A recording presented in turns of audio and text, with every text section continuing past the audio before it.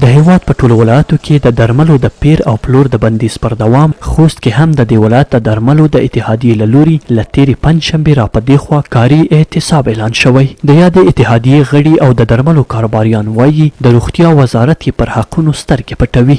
دوی زیاتوي د روغتیا وزارت اړوند د درملو د مجاز لیست له مخې د درملو یوازې 3000 قلمه جنس ته اجازه ورکول کیږي ترڅو افغانستان ته وارد شي، په داسې حال کې چې تر 12000 قلمه درملو ته اړتیا ده خو د واردېدو اجازه نه ورکول کیږي.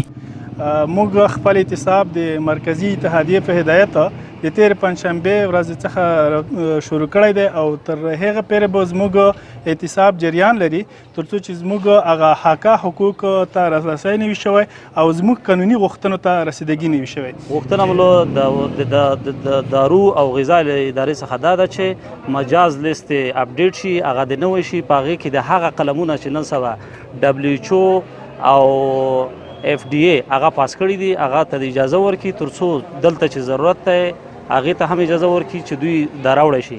یعنې دا معنا چې 12000 اقلامو ته ضرورت دی او فعلا موږ په مجاز لیست کې یوازې 3000 تر 9000 اقلامو پورې لرو. بل لوری یو شمېر نور معترضان ادعا کوي چې افغان دولت تازه پریکړه کړې ترڅو له بهرنیو هیوادونو څخه د درملو د واردولو واک یوازې 5 محدودو شرکتونو ته ورکړي. دوی وایي د دولت دا کړنه انحصاري بڼه لري او دوی ته د منلو نه ده.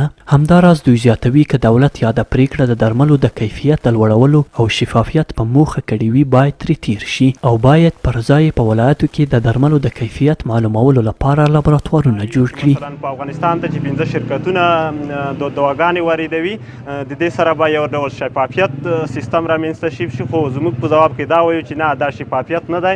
د شفافیت دپاره نورې لارې شته چې هغه لارو څخه یوه لاره دا ده چې په ولایتونو کې د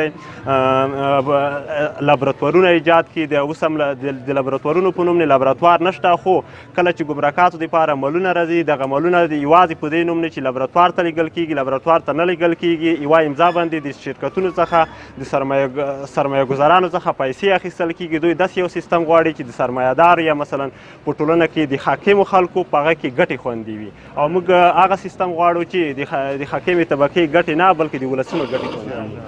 کوم ملګري یا کوم خلک یا کوم هیوادوال موږ چې د لابراتوار په باره کې تشویش لري چې مقصد خوست یا افغانستان ته بې کیفیته دوا راځي.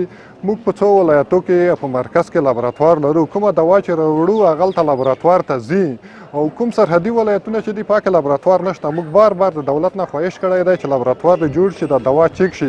حتی زموږ تجاران دې ته هم حاضر شوي دي چې په خپل شخصي پیسو هغه وخت کې فدایي په وخت کې آیات راغلی و چې که تاسو یې نه شئ کولی موږ په شخصي سرمایه لابراتوار لګوو، صرف موږ ته اجازه راکوي. خو دوی د موږ سره وعده کړې ده چې دولت یې لګوي، دا د دولت کار دی. نو چې کله دولت راشي باید لابراتوار ولګېږي چې دوا او غذا چې کومه ده باید ټوله چک شي. نو په دا باره کې باید هېڅوک تشویش ونه لري.